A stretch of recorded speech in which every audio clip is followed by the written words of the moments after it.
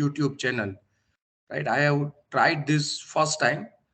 Obviously, it will take time for me to adjust myself, with this channels recording and uploading.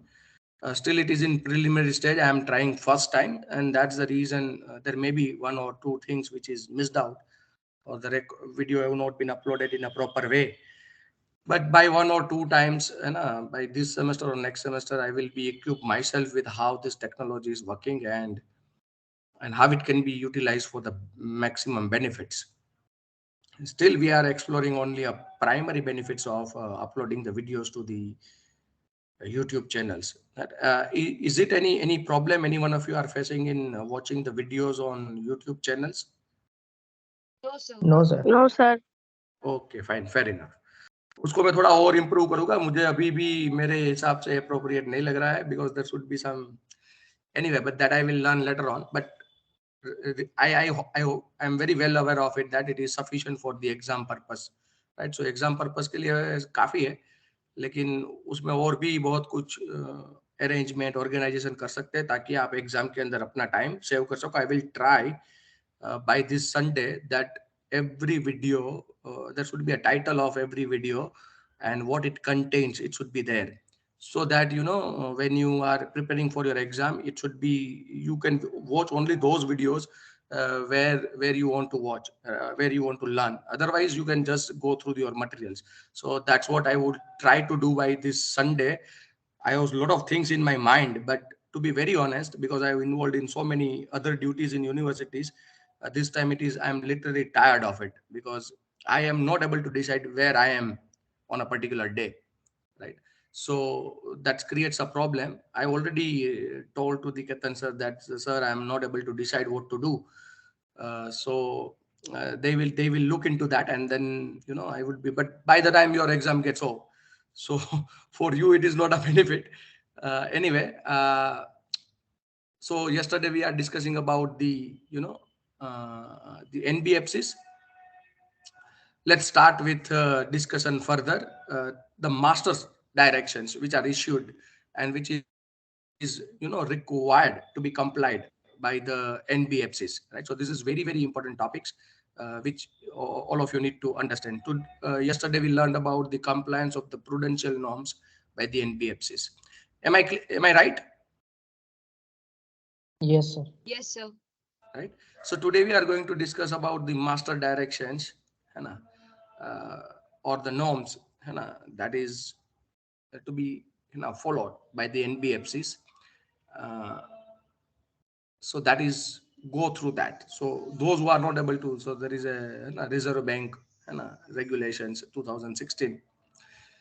So that is very, very important to be complied by the NBFC. So classification of frauds, in order to have a uniformity in reporting, uniformity in the sense that whichever the NBFC is there, everybody has to report in a uniform way, so that all the users of the NBFCs have an equal understanding and they can compare which NBFC is performing well or not, right? So in order to have an uniformity in reporting, frauds have been classified under the mainly based on the provisions of the Indian Penal Code. So misappropriation and criminal breach of trust.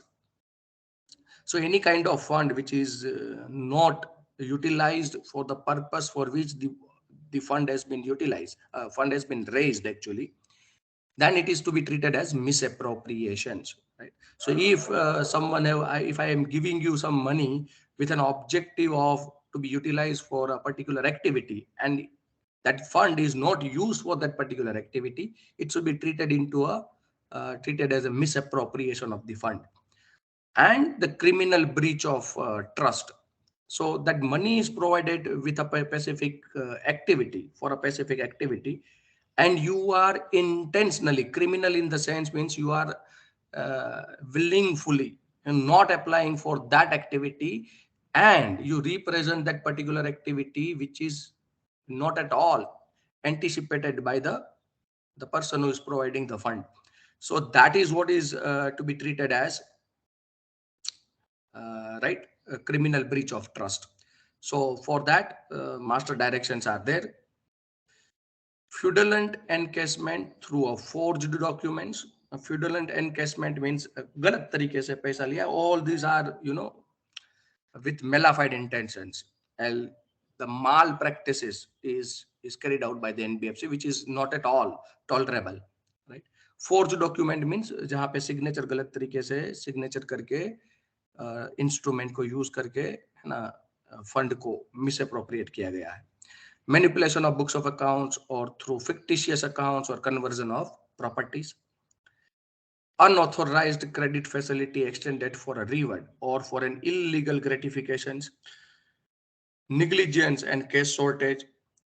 Cheating and forgery. Irregularities in foreign exchange transactions or any other type of fraud not coming under the specific head as above. So if this is all with the malified intention, which cannot be acceptable at all, which is against the principles of carrying out the activities in the form of NBFC. So that is not allowed. Right? Points to be remembered: in case of negligence or cash shortage and irregularities in the foreign exchange transaction referred to in item D and F above, right, are to be reported as a fraud if the intention to cheat or defraud, है ना, or to do a fraud is suspected or proved. अगर वो suspect भी है means doubtful भी है or it is proved.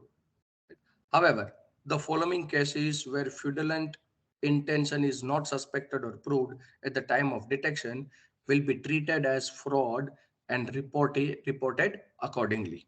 The cases, cases of cash shortage more than 10,000 rupees, it should be treated as fraud.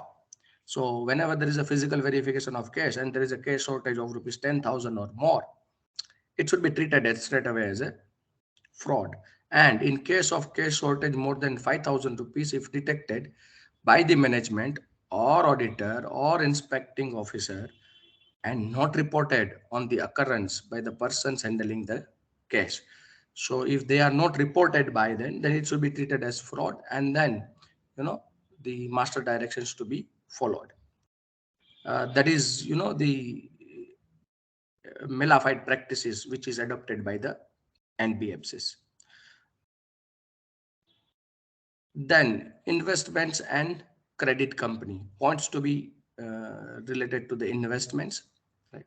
So in ICC, if a particular entity is NBFC, and in NBFC it is classified as a investment and credit companies, what are the points to be remembered, right, in that circumstances? Now it is everything again repetition. So whatever we have learned, how the audit of NBFC is carried out, same things will be repeated, right, in because it is everywhere.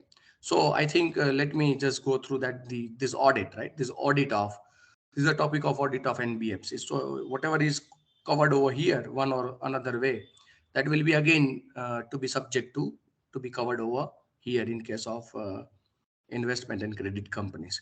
So points related to the investment: physical verification. Auditors should physically verify the securities held by the NBFC. Where any security is lodged with an institution or a bank, a certificates from the bank or institution to that effect must be verified. So wherever they have any security with any particular institution or bank, means you can say it is an external confirmations also. And so physical verification of all the securities plays an important role. Income recognitions. Verify that the dividend income wherever declared by the company has been duly received and accounted for. NBFC prudential norms directions requires dividend income on shares of the companies and units of mutual funds to be recognized on a case basis. Case basis means when it is actually received. However, NBFC has an option to account the dividend income on accrual basis if the same has been declared by the body corporates in its AGM. And this is very, very important. If you have a physical material, underline it. Its right to receive the payment has been established. Normally, it should be recognized on the case basis. But this is, the older fashion of recognizing the dividend income on a cash basis. Nowadays, as per all of you have already learned the Ind AS 18, right? Income revenue recognitions standard that also says that in case of dividend income, the right to receive is established. Right to receive the dividend is established. That should be the point of recognitions of dividend income in the books of accounts. So if the board of director board of direct propose, actually board of director never declares the dividend. Actually, whenever the board of director proposes the dividend in the board meetings, right, it is still subject to the approval of the shareholders in the AGM. So sometimes it is AGM, sometimes it may be an EGM as also. Mostly it is AGM, but directors cannot declare the dividend directly. Right? They can propose the dividend, and once the board of directors, body corporate, right? So board of directors will propose the dividend, and the AGM, the shareholder, will approve. So once the shareholder approves, it should be treated as declared a dividend, and it is to be treated as a right to receive the dividend has been established. So that is how the dividend income should be recognized. However, income recognition there is not only the dividend, there is an interest income. If NBFC has subscribed to the debentures of a particular entity and there is a securities, they have invested into that interest income should be recognized on a time proportion basis and a time. So whatever the time the security is subscribed, the right to receive the interest is already there. So it is on time basis. Am I clear, dear students? समझ में आ रहा है? Yes, sir. Yes, sir. Why? Yes, sir. Okay. Income from bonds or debentures of the corporate bodies to be accounted on an accrual basis only if the interest rates on those instruments is predetermined and interest is served regularly and not in arrears. Right. So generally it should be recognized on a time proportion basis. यहाँ पे लिखा नहीं है. Accrual system means it's a time proportion basis. However, a dividend, even though the board of directors propose, in AGM the shareholder may decline or deny to pay the dividend. And that's the reason dividend, even though it is proposed by the board of directors, it may not be paid if it is not approved by the shareholders. But as far as the interest is concerned, shareholder does not have any right as far as the either the loan or debentures are concerned. Amortization, verify the board's meeting. Verify the board's minutes for the purchase and sales of investment. Right? Sorry, it is not amortization, it is authorization. Right? So when it's a mistakes. Actually, when I was reading, I was realizing that this authorization is there, but the topic of amortization is not given in the material. So I was thinking that I will talk about that, which is not in the material. So anyway, first understand the authorization. So whenever the NBFC is making any investment, because this NBFC, the investment and credit company. So they are making the investment. So the main activity of this NBFC is to make an investment. So that investment should be completely authorized, whether it is a purchase or of shares or maybe of bonds or whatever it would be, right? So that is to be authorized. But then classifications. Ascertain from the board resolution or obtain a management certificate to the effects that the investments so acquired are current investment or long-term investment. Means nowadays it is current or non-current investments. So those investment which are held with an objective to liquidate, in a near future, that should be to be treated as current investments, and those investment which are made for a long time horizon, that should be treated as the non-current investment or a long-term investment. So it is depends upon the board's intention for how they want to keep that particular investment for which purpose. So you have to ask and you have to take a certificate from the management that why it should be classified as a current and why it should be classified as a non-current. Valuation, check whether the investments have been valued in accordance with the NBFC prudential norms, directions, and adequate provisions for all the fall in the market value of securities wherever applicable have been made there against as required by the directions. So generally, if it is current, you have to record as a mark to mark enterprise. I am not going into the valuation principles, right? But you in examination have to write only as per the prudential norm directives, which is as per accounting standard 13, right? Or as per Ind AS. So it is the same actually. So it is recorded as mark to mark, and if it is a long term, it should be recorded only if there is no anticipation of permanent decrease in the value of the securities. If there is a permanent decrease in the value of the investment, you have to provide for it. Otherwise, it should be recorded at cost. Or now in this, it is at a fair value. So that valuation is itself is a big topic. So, but in audit, when you write in your examination, you have to write that it should be recognized as per the prudential norm directives, and that could be quite appropriate for you.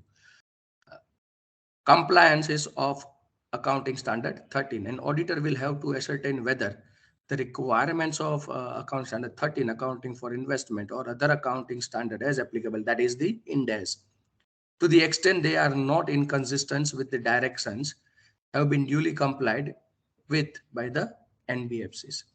So that also to be understand. External confirmation, this is most important, underlined it. It's absolutely essentials. In respect of shares and securities held through a depository, obtain a confirmation from the depository regarding the shares or securities held by it on behalf of the NBFC. Obtain a confirmation from the approved intermediary regarding the services, securities, sorry, not services, but regarding the securities deposited with or borrowed from it as it at the year end. सो जो भी security है उसका external confirmation बहुत ही जरूरी है audit के अंदर. So that will actually implies that there is a assets and securities which is actually held, and there is no manipulation in recording those particular investment in the books of accounts of the NBFC. Is it clear, dear student? यहाँ पे समझ में आ रहा है? Yes, sir. Yes, sir. हाँ, there is a this prudence norms is also required sometimes, that whatever the investments are there, whether it is a current or non-current, if there is a permanent decrease in the value of investment, and which is not there is no possibility of recovery of it, it should be provided in the books of accounts. Provided in the books of accounts, it should be recognized as a loss, and the profit or loss account should be debited with that amount, right? So that is very, very essential. Points related to credit, right? So this is points related to the investment. Now that point related to the credit. So whatever the credit is given by the NBFC, right? So whatever the advances is given to them. Sanctioning, who have sanctioned it, the auditor should examine whether each loan or advances have been properly sanctioned. He should verify the condition attached to the sanction of each loans or advances. That means the limit of borrowings, nature of security, interest, terms of repayment, etc. Security. Auditor should verify the security obtained and arrangement entered into, if any, with the concerned party in respect of the advances given. He must ascertain the nature and value of security and the net worth of the borrower, guarantor, to determine the extent to which an advance could be considered realizable. Means it is to be treated as a credit worthiness. In security, that there should be the sufficient amount of security to ensure that if the borrower defaults in repayment, right, you have a sufficient assets in your possession which you can liquidate, which the NBFC can liquidate and recover the advances as well as with the accrued interest on it. That should be taken into consideration. Loan against the own shares, where verify whether the NBFC has not advanced any loan against the security of its own shares. Right? So NBFC, if it is a listed entity, NBFC, and if they have issued the shares, that share cannot be pledged. Right? So that should be taken care of. Compliance of the prudence norms. Check whether the NBFC has not lent or invested in excess of the specified limit to any single borrower or a group of borrower as NBFC prudential norms directives. Right? All of you know that right now the Adani group is going through a severe situations where where there are so many issues regarding the disclosures, right? So they are actually not providing the disclosure, and you can understand how the entire Adani group is facing right now. There are every day there is a huge fluctuation in the market value of the shares of the Adani groups, because there is a Hindenburg report which says that they are not replying to the questions which we have raised, right? So that is what is. So if the NBFC has advances only to a single borrower or a group of borrowers, and if that particular borrower comes into a particular situations, right, the entire business of NBFC will be subject to review and subject to very uh, grave situations, right? Subject to very grave situation means NBFC की functionality में problem आ जाएगा. So in that circumstances, it should be taken care of that it should be compliance with the prudential norms. Appraisal and follow-up system. The auditor should verify whether the NBFC has an adequate system of proper appraisal and follow-up loans and advances. In addition, he may analyze the trend of its recovery performance to ascertain that the NBFC does not have an undue high level of NPS.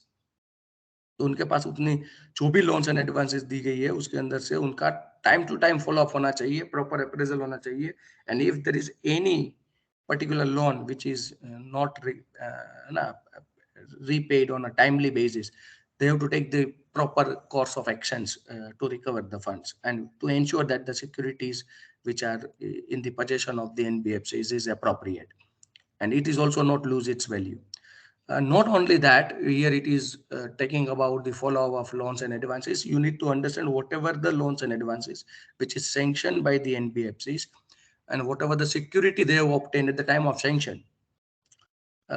Every year that security valuation is subject to review. Okay, whether that security still holds a good value to recover the amount of loans and advances along with the accrued interest. So that is also to be subject to review. So appraisal or follow-up system में वो भी देखना है. Classifications. Check the classifications of loans and advances, including the bills purchased and discounted, made by the NBFC into the standard assets, substandard assets, doubtful assets, lost assets, and the adequacy of the provision for the bad and doubtful debt as required by NBFC prudential norms directions. Is it clear with dear students? समझ में आ रहा है? So easy.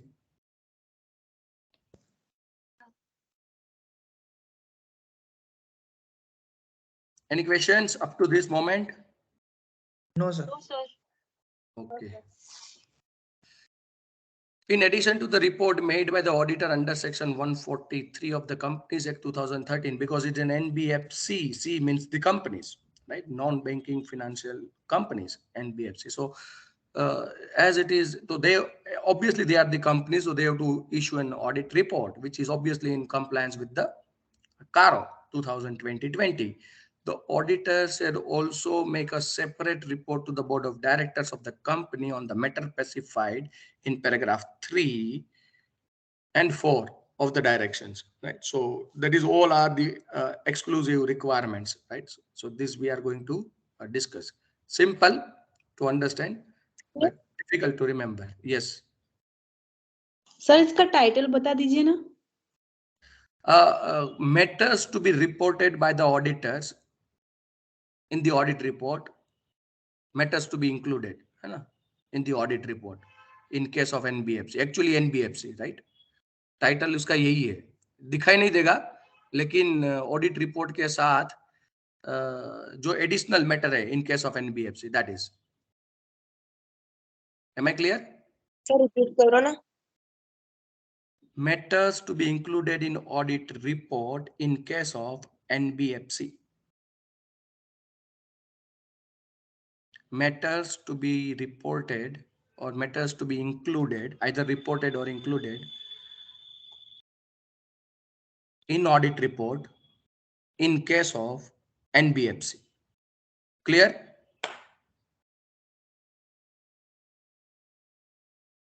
Yes, sir. Okay, fine. चलो. Matters to be reported in case of NB. Actually यही है, ये यहाँ पे लिख दो, ये matters to be reported in case of NBS. But this is not the only things. These all are, right? So Okay. हाँ, एक important questions. If you are not able to, because this material, the Xerox is there, sometimes you are not able to identify what the title it is, right? Every topic there is a questions answer list. These are the important questions. So once you read these questions, you would be able to understand, okay, what is that, right? So if you look at over here, the please explain the points required to be known in respect of the separate report to be given you to the board of directors of the NBFCs, right? So that's also there. And write a short note on the matters to be included in the audit report in case of NBFCs not accepting the deposits, right? Or included in the NBFC not accepting the deposit. So actually this now the topic we are going to matters to be included in the audit report in case of NBFC. So somehow you would be able to identify, okay, what is the topic it is. And I understand that it is sometimes difficult for you being first time learning the topics, but somehow I am giving you the idea, because every time I will not be there when you are referring to the material, right? Okay. So matters to be included or reported in case of all NBFCs. The auditor's report on account of NBFCs will include a statement on the following matters, namely, whether the company has obtained a certificate of registrations from the bank conducting non-banking financial activity without a valid certificate of registration is an offense under the RBI Act 1934. So you have to report whether they have certificate of registration or not. Second, in case of company holding a certificate of registration issued by the bank, whether the company is entitled to continue to hold such certificate of registration in terms of its principal business criteria, that is the financial assets or income pattern. There are two criteria, right? As on 31st of March of the applicable years. And whether the NBFC is meeting the required net on fund requirement as laid down in the directives or directions issued by RBI. So these three things to be very, very included in case of all NBFCs. Every NBFC shall submit a certificate from its statutory auditor that it is engaged in the business of non-banking financial institution, requiring it to hold a certificate of registration under section 45 AI of the RBI Act and is eligible to hold it. A certificate from the statutory auditor in this regard with reference to the position of the company as at the end of the financial year ended 31st of March may be submitted to the regional office of the Department of Non-Banking Supervisions and under whose jurisdiction the NBFC is registered within 1 month from the date of the finalization of the balance sheets, and in any case not later than December 30th of that year. Right? So this is what is the requirement on the part of the statutory auditor in case of समझ में आ रहा है बच्चों? Yes, sir. Okay. Yes, sir. Then this is important. Matters to be reported in case of NBFCs accepting the public deposits. Apart from the matters enumerated in A above, auditors shall include the statement on the following matters, namely, 1. Whether the public deposit accepted by the company together with the other borrowings are within the limits admissible to the company as per the provisions of the NBFC acceptance of public deposit directions 2016.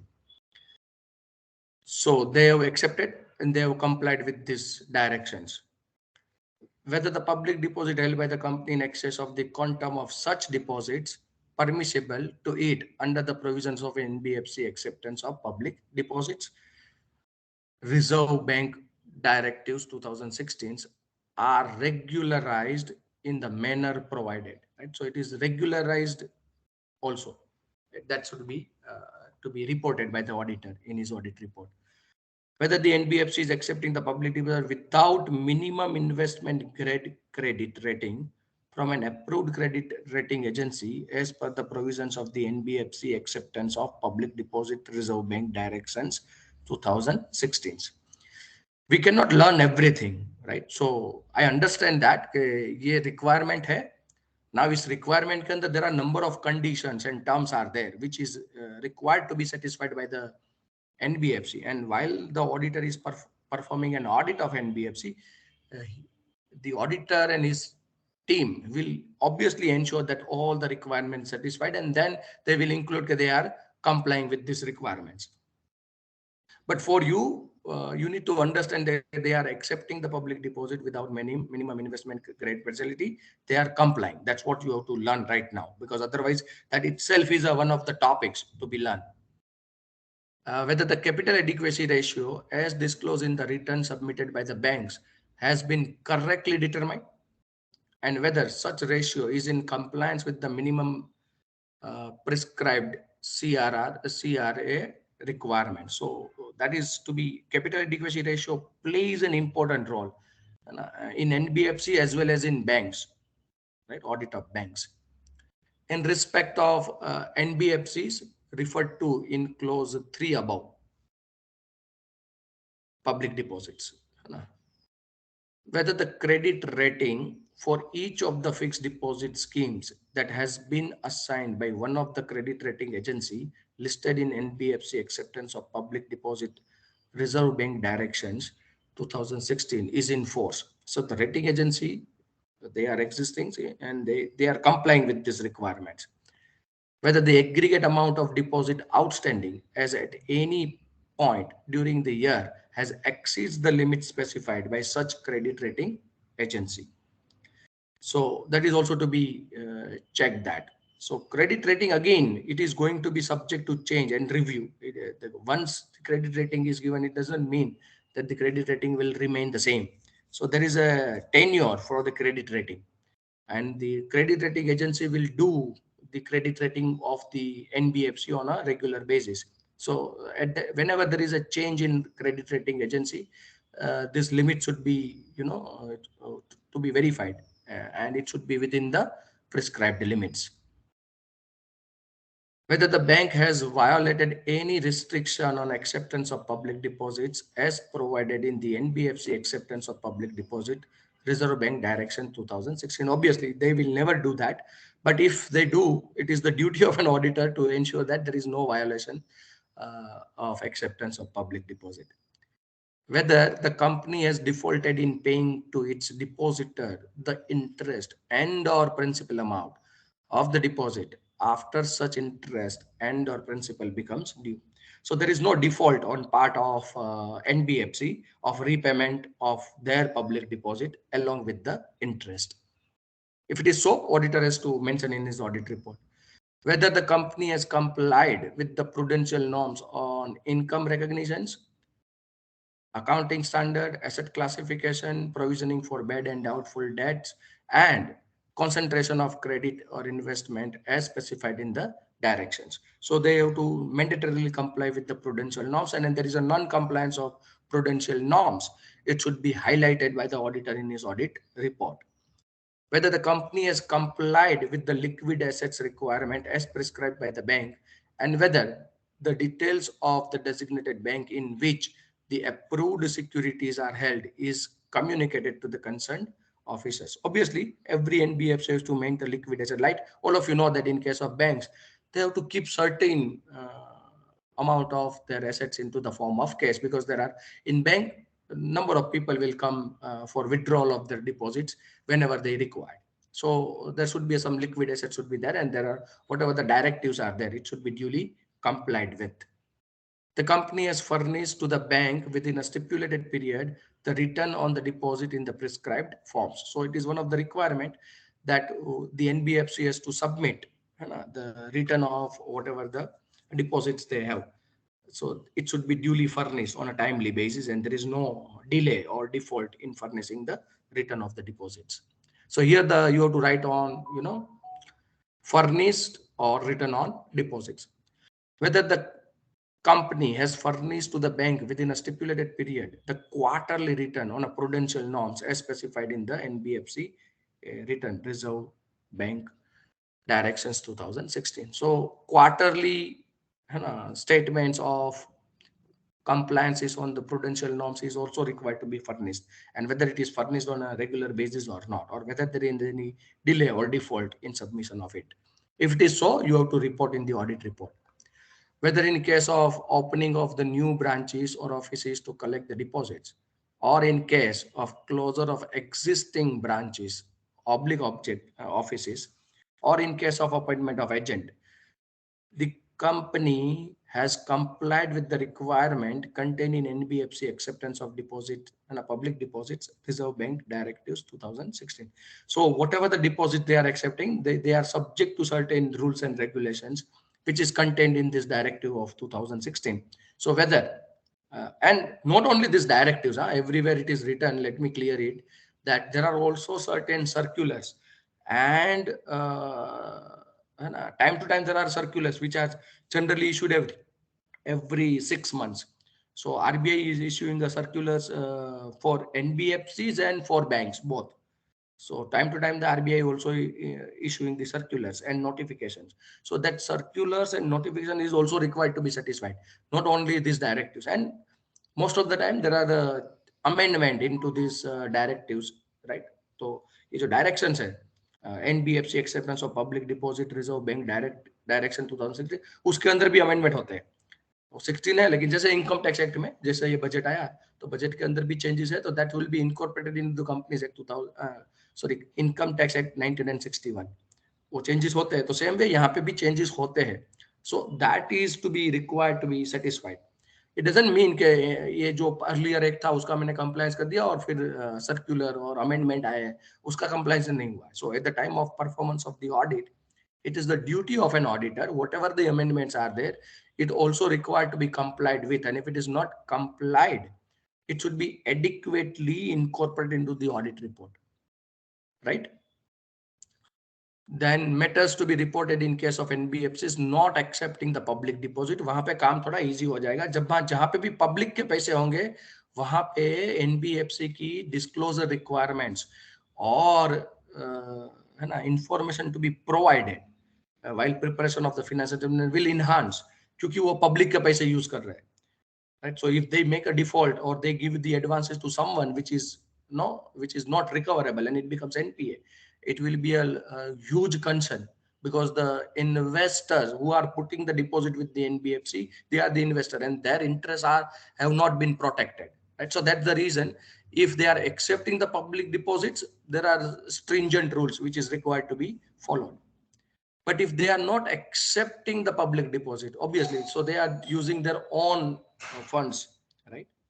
So just understand the matters to be reported in case of NBFC is not accepting the public. So there are the requirements is a little bit on a lower side. So come disclosure से भी काम चल जाएगा क्योंकि public का पैसा यहाँ पे involved नहीं है. So protection of interest of the investor will become on a lower side क्योंकि investor ही नहीं, right? Same way. Apart from the aspect number 1 above, the auditor shall include the statement on the following matters, namely whether the board of directors have passed a resolution for non-acceptance of any public deposits.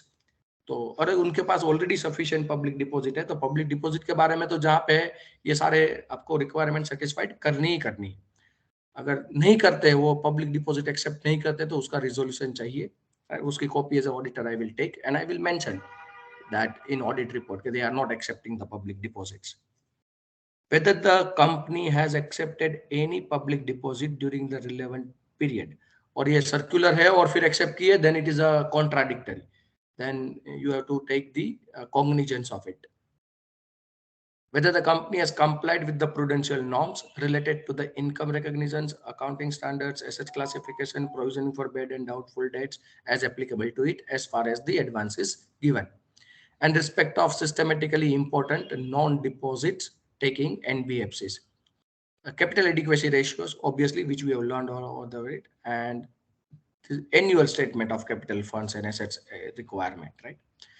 And whether the MCFC has been correctly classified as a NBFC, microfinance institutions. So if it is that, so the others is not required, right? So capital adequacy ratio that is required to be followed. I hope it is easy to understand, right?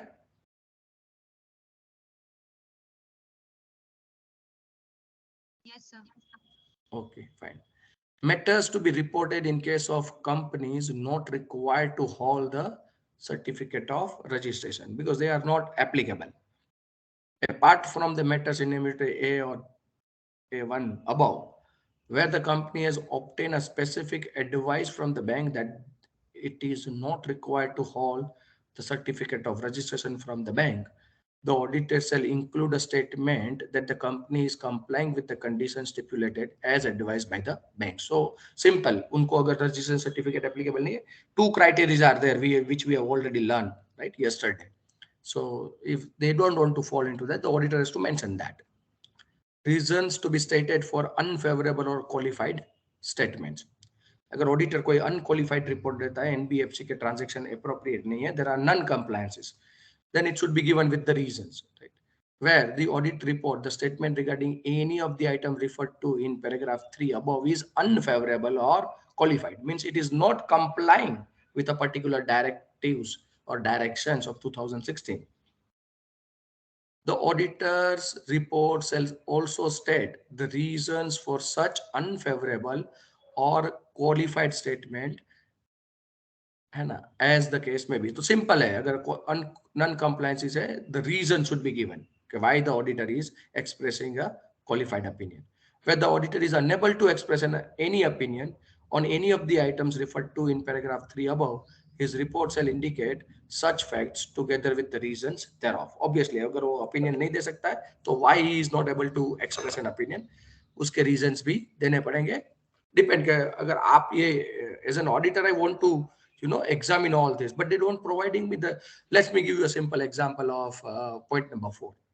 So as per point number 4, those NBFC who are accepting the deposit or whether they are not accepting the deposits, they have to report on the capital adequacy ratios in both the circumstances. So what it says that whether the capital adequacy ratio as disclosed in the return submitted to the bank has been correctly determined, right? And whether such ratio is in compliance with the minimum prescribed CRAR. तो उस हिसाब से ही उसको बनाएगा. So but for that I require the document which is prepared by the NBFC, which I will examine and reach to a conclusion that it is they are complying with this directives or prescribed CRAR rules. But if they are not providing me in that circumstances, I am not able to reach to a conclusion whether they are complying or not because they are not cooperating me, they are not providing the information. So unless and until they don't provide me the information, I cannot reach to a conclusion whether they are complying or not, or whether the capital adequacy ratio is appropriate or not. Right? So I will not able to express the opinion. So I will express a disclaimer of an opinion. मैं disclaimer दूंगा. अगर वो मुझे provide करते हैं और मुझे पता चलता है कि it is not as per the prescribed rules, then I will issue a qualified opinion. Is it clear, dear student? Yes, sir. Okay. Obligations of an auditor to submit an exception report to the bank. In which circumstances an exception report should be submitted.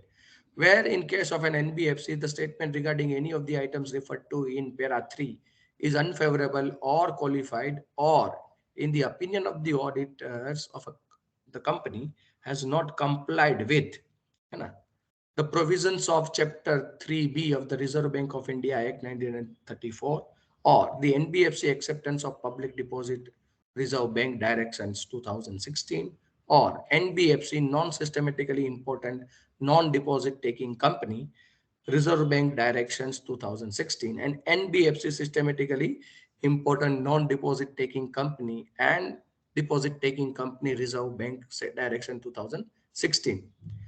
So these all are the rules and regulations, right? So this is entirely a one subject you can understand.